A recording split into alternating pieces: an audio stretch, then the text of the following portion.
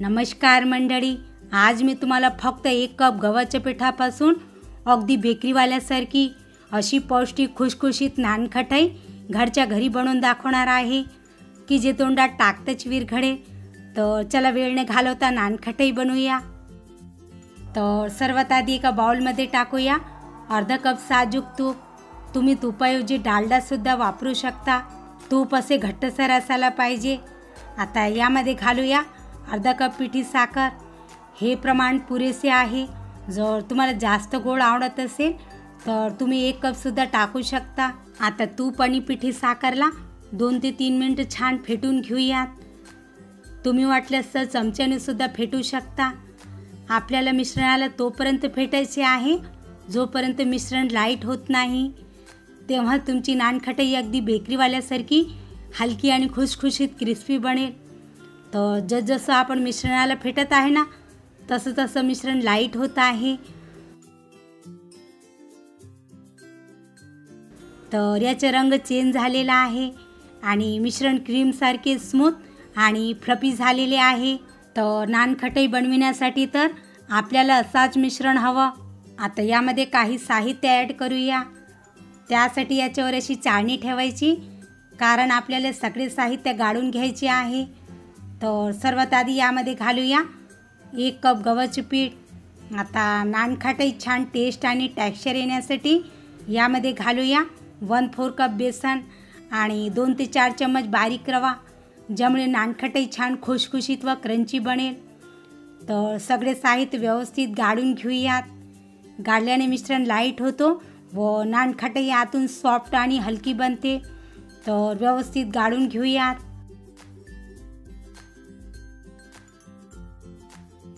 आता नानखटाईला अगदी बेकरीवाल्यासारखी खुसखुशीत बनवण्यासाठी यामध्ये घालूया अर्धा चम्मच बेकिंग पावडर, अर्धा चम्मच बेकिंग सोडा व चिमूटभर मीठ। तर यांनाही व्यवस्थित गाळून घेऊयात। आता यामध्ये घालूया 1 चम्मच वेलची पावडर, ज्यामुळे सुगंध छान येईल। आता सगळे साहित्यांना हलक्या हाताने व्यवस्थित मिक्स करूया। यात दूध किंवा पाणी टाकायची गरज नाही, बस असाच मिक्स करायचा आहे। जर तुमचं मिश्रण ड्राय झालं असेल तर त्यात थोडंसं तूप टाकून व्यवस्थित मिक्स करून घ्या। 100% माझी गॅरंटी आहे की तुमची नानखटाई अगदी बेकरीवाल्यासारखी परफेक्ट खुसखुशीत बनेल।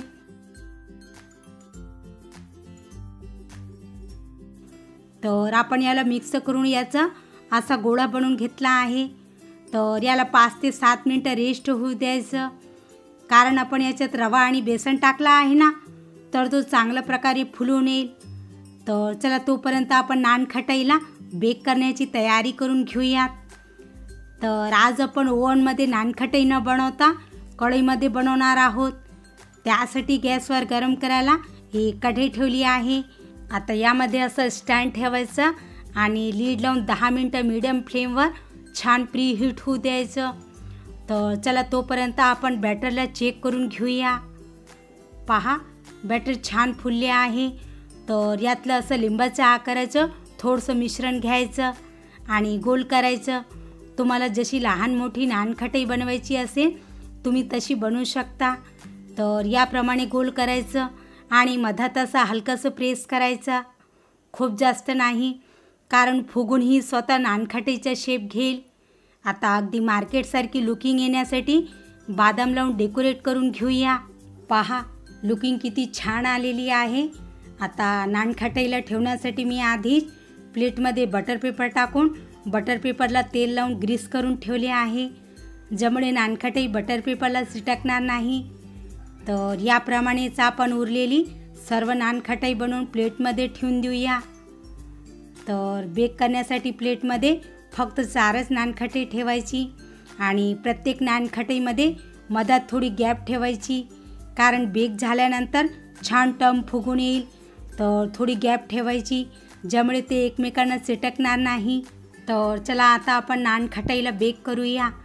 आणि इकडे कढई ही छान प्रीहीट झालेली आहे। तर सावधगिरीने प्लेटला कढईच्या मधोमध ठेवूया, कारण कढई गरम आहे। तर लीड लावून लो फ्लेमवर 15 ते 20 मिनिटं बेक होऊ द्यायची। गॅसचा फ्लेम लो ठेवायचा आहे। जर आपण गॅसचा फ्लेम हाय केला तर नानखटाई जळून जाईल आणि आतून कच्ची राहणार व खायला चविष्ट लागणार नाही, म्हणून लो फ्लेमवर बेक करायचं। तर 20 मिनिटे झालेले आहे, तर चेक करूया। वाव, पहा नानखटाई किती छान टम फुगली आहे व टेक्स्चरही खूप मस्त लाईट आलेला आहे। तर हळूवार काढून घेऊयात, सध्याही खूप गरम आहे, तर पूर्णतः थंड करून घेऊयात। तर नानखटाई पूर्णतः थंड झालेली आहे। पहा याचे टेक्स्चर, याची लुकिंग किती छान मस्त आलेली आहे, वाटते ना अगदी बेकरीवाल्यासारखी सुपर। तर चला मी तुम्हाला एक नानखटाई तोडून सुद्धा दाखवते।